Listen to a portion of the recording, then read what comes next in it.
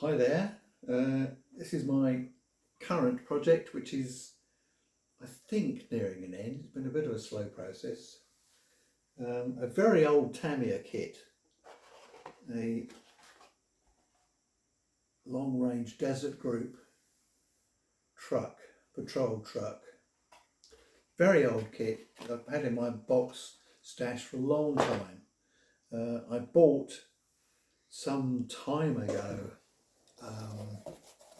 Because what the kit lacks, the crew is rather odd.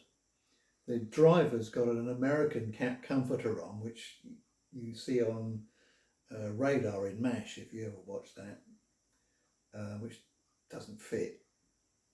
So I sent for a new set of figures which I found from Thunder Models I've never heard of before. I imagine they're Chinese. Developed in partnership with the Long Range Desert Group Preservation Society, it says. So the figures are really good. I don't know if you can see that chap on the back. If you move the box that you've moved to the front out the way, and I'm going to now go away from you. Okay.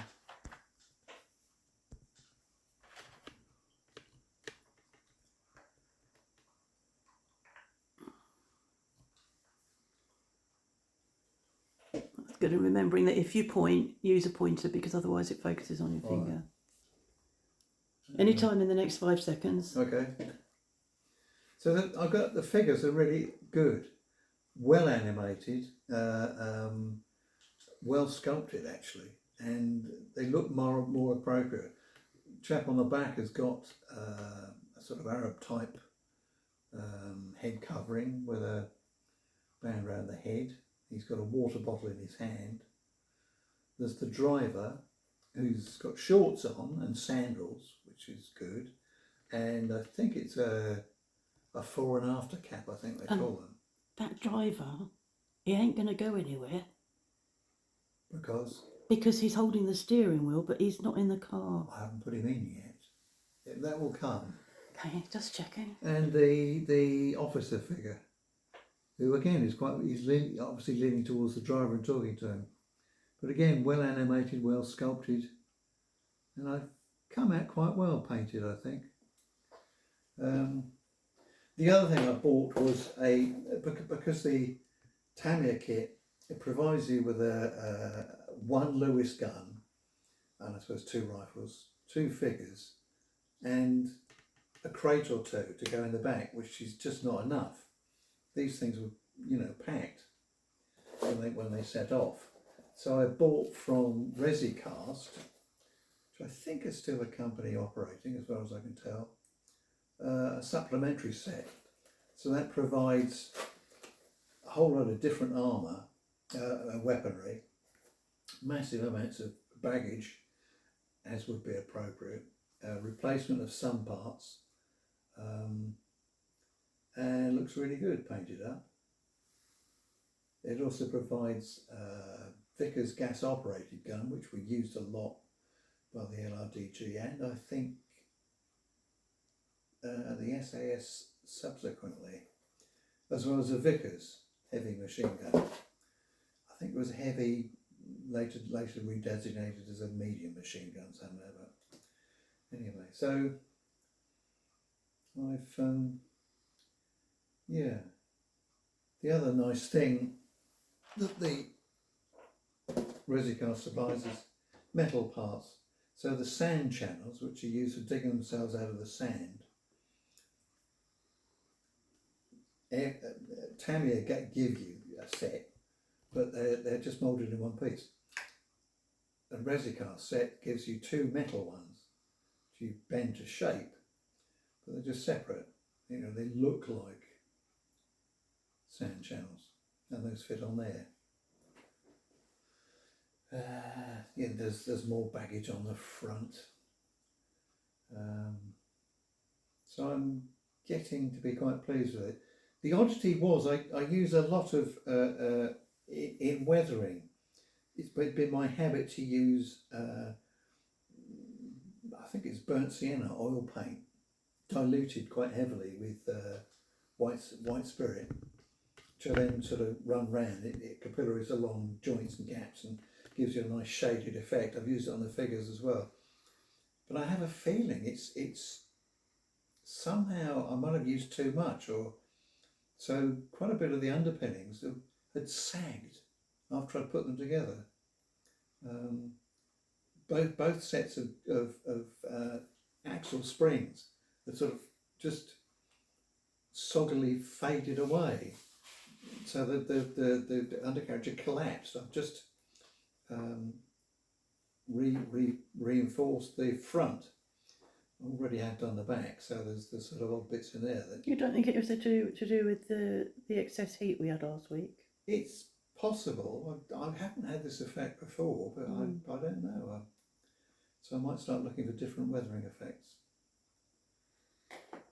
Just to rotate.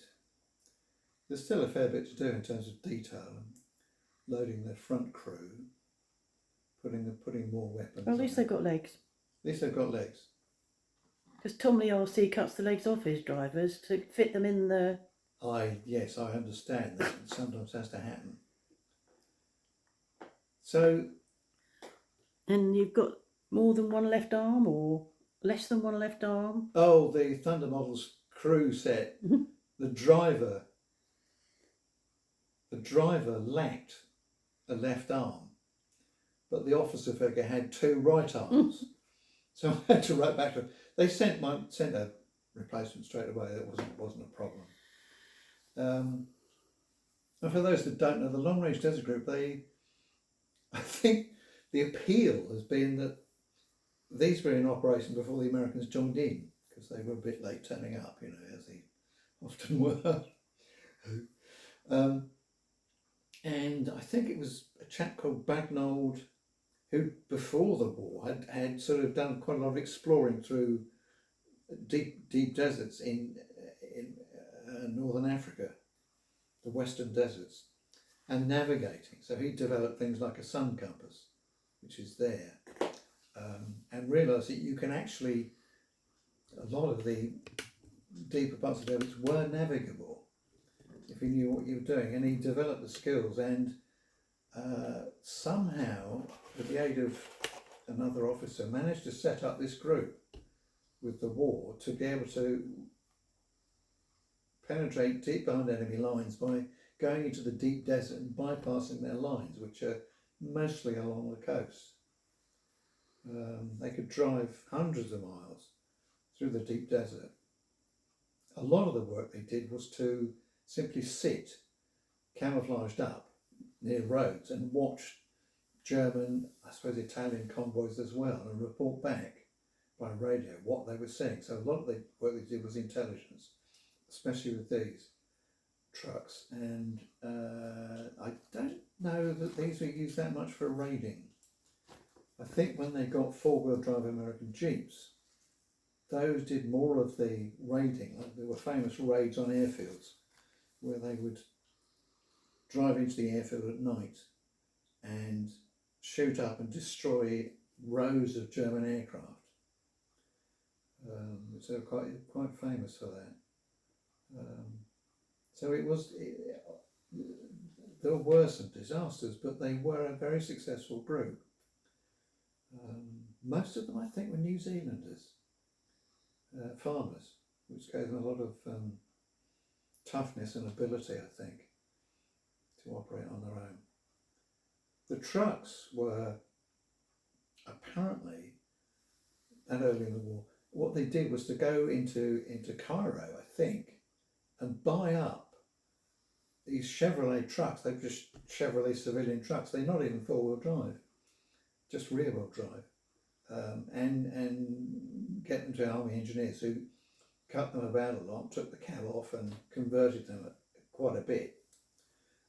They remained two-wheel drive.